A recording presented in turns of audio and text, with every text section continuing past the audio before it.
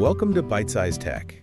Where we blend those casual conversations with the really insightful discussions on the latest in technology and gadgets. And today, we're diving into something pretty big, Yeah. AI and data privacy. Yeah, that's a huge topic these days. It is. It's something that everyone's talking about. Oh, yeah, even outside of just the tech circles. Exactly. And we've got a couple of cases to explore today. Okay. Microsoft's Copilot and Mozilla's Firefox. Oh, interesting. Yeah, they both offer a glimpse into just the challenges and, frankly, some of the downright weirdness Yeah. we're facing as AI becomes more integrated into our lives. I think what's really fascinating about these two cases in particular is that they highlight such different but equally important aspects of data privacy in the age of AI. Right. Yeah, one of them is about the unintended consequences of AI systems learning a little too much, and the other dives into the always thorny issue of user agreements Right. and how much control we really have over our data. Okay, so let's start with this whole Copilot situation. Okay, so, it's marketed as this awesome AI assistant for developers, helping them write code faster, more efficiently. Right. But then it accidentally exposed private code Oh, wow. from tons of companies, Yeah. including tech giants like Google and, ironically, Microsoft itself. Oh, the irony. You know what happened? So it sounds like a scene from some kind of sci-fi thriller or something, but Right. it really boils down to how Copilot was trained and the data that it had access to. Okay. So Copilot was using Bing's cache, and this contained snapshots of code repositories from GitHub. Okay. Now, some of these repositories had been public at one point, but then were made private. Right. But the problem was that cached data, sometimes called zombie data, was still just kind of hanging out in Bing's system. Oh, wow. So even though the repositories were officially private, Uh-huh. Copilot could still access them. So it wasn't like a malicious hack or anything? It's more like Copilot stumbled upon this secret stash of information it wasn't supposed to see. Exactly. It really wasn't supposed to see that stuff. And wow.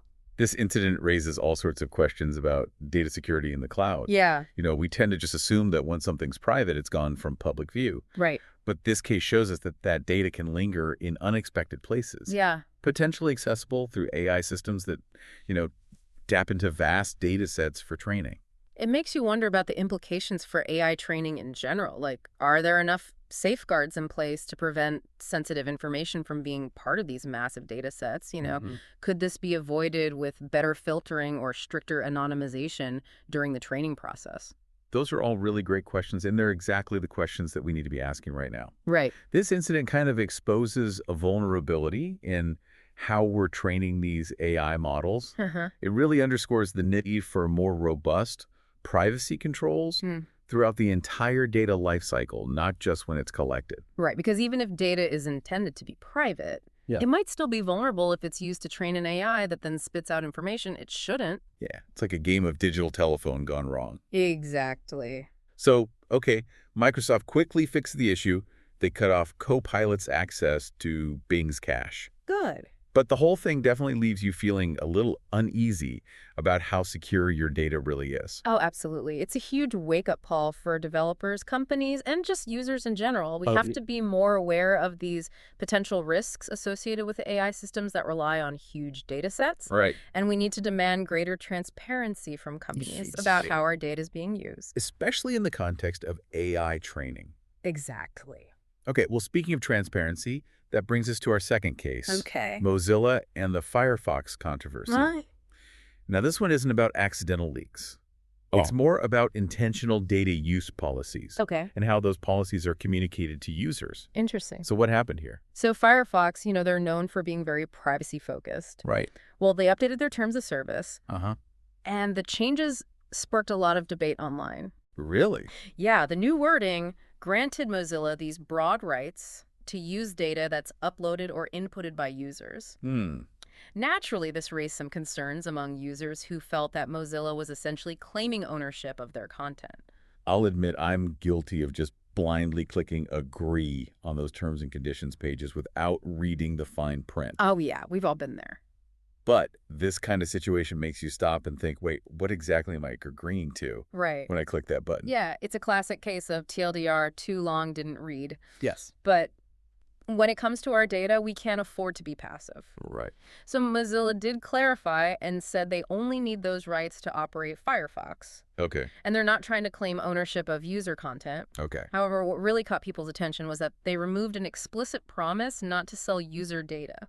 So even though they said they wouldn't sell user data, taking it out of the terms of service made people suspicious. Exactly. It's like, if you're not doing anything shady, why change the wording? Right. It just creates that atmosphere of distrust, even if Mozilla's intentions were good. Yeah. They maintain that any data sharing with partners is done responsibly and legally. Okay. But the lack of transparency and the perception of a shift in policy really eroded some of the goodwill they had built up with their user base. This highlights the challenge that these companies face when they're trying to balance product development with user privacy. Absolutely. They need data to improve their products and services. Right. But users are understandably wary of how that data is used, especially when the terms and conditions are vague or subject to change. It's a very complex issue, and both the Copilot and Firefox cases really underscore the need for clear, concise, and transparent communication about data privacy. Yeah. We need companies to be upfront about how they collect, use, and share our data, especially when AI is involved. Yes. And we as users need to be more proactive in understanding our rights and demanding more control over our digital footprints. So both of these cases, while very different, raise some really important questions about the evolving landscape of AI and data privacy. Yeah.